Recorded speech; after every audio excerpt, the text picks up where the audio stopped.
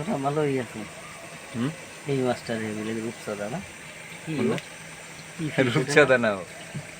নাম জানি কি কয়। অস্থির এক জিনিস ও। মাছটা আমার হেভি লাগে।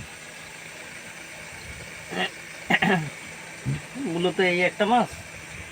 বুলেটোরিয়াম ফিশ হচ্ছে এরা, ওই যে কালা আইডে, এই যে, এই যে পেট মোটা একটা আছে না, এই যে গাব্বার মতো দেখতে এই যে, এটা হলো অ্যাকুরিয়াম ফিশ।